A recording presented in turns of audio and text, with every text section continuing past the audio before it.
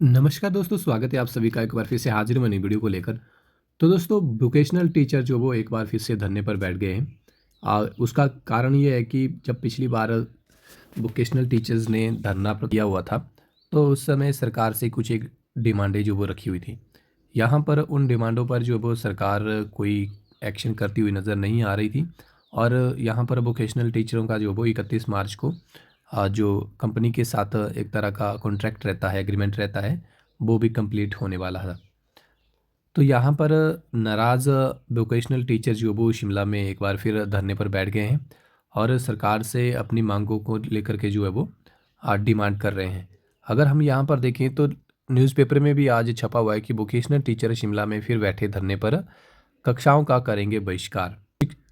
प्रदेश के 2174 शिक्षकों ने निजी कंपनियों के अधीन काम न करने का किया ऐलान। तो यहाँ पर निजी कंपनियों के अधीन काम न करने का ऐलान किया हुआ है।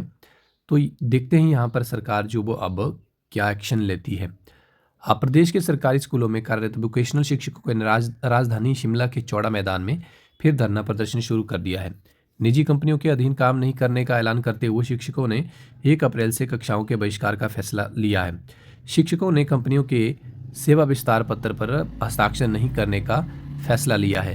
व्यावसायिक शिक्षक संघ के प्रदेश अध्यक्ष अश्वनी डटवालिया ने कहा कि 2174 व्यावसायिक शिक्षक अपने हक की लड़ाई लड़ रहे हैं। जब तक विभाग सर्विस प्रोवाइडर कंपनी को बाहर का रास्ता नहीं दिखाता, तब तक शिक्षक हड़ताल पर बैठे। वोकेशनल शिक्षक इससे पूर्व भी 11 दिनों तक लगातार चौड़ा मैदान शिमला में हड़ताल कर चुके हैं। शिक्षकों का कहना है कि बीते शनिवार को इस मामले को लेकर शिक्षा मंत्री की अध्यक्षता में एक बैठक हुई। इसमें छुट्टियों सहित कई मामलों पर सहमति बनी, लेकिन कंपनियों को बाहर करने के मामले पर कोई फैसला नहीं लिया गया। शिक्षकों का कहना है कि हरियाणा में भी कंपनियों को बाहर किया गया है। वहां पर शिक्षक सोसाइटी के तहत काम कर रहे हैं। कई वर्षों से वहां सोसाइटी कार्य कर रही है और हाल ही में सरकार की ओर से गठित कमेटी मामले पर हरियाणा का दौरा कर चुकी है। इस दौरान 2 अन्य राज्य पश्चिम बंगाल और असम का भी दौरा किया गया था। कमेटी ने सरकार को रिपोर्ट भी सौंप दी थी। तो यहाँ पर बड़ी बात निकल करके सामने आ रही है दोस्तों की मुख्य मांग जो वो इनकी ये है कि ये कंपनी के अधीन कार्य नहीं करना चाहते हैं। तो हरियाणा की तर्ज पर अगर इन्हें कार्य करने के लिए देते हैं तो ये कर लेंगे। तो ये ऐसी मांग जो भाई यहाँ पर निकल करके आ रही है।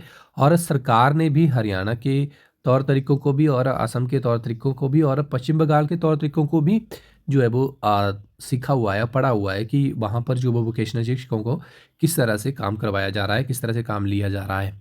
तो इतना सब कुछ देखने के बावजूद भी रिपोर्ट भी सौंप दी है सरकार के पास, जो भी कमेटी जो वो असम, पश्चिम बंगाल, हरियाणा जो वो गई हुई थी। तो यहाँ पर सरकार जो वो उस पर एक्शन क्यों नहीं ले रही है।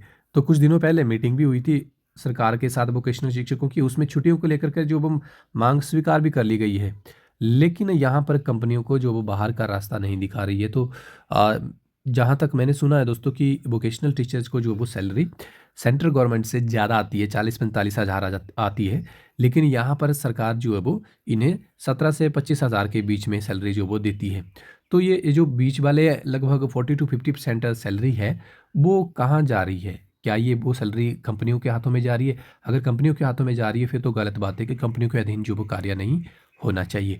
तो सरकार जो वो यहाँ पर क्या एक्शन लेती है धरने प्रदर्शन के दौरान, ये देखने वाली बात रहेगी। इस पर हम अपनी नज़रें जो वो बनाए रखेंगे, आपको अपडेट देते रहेंगे।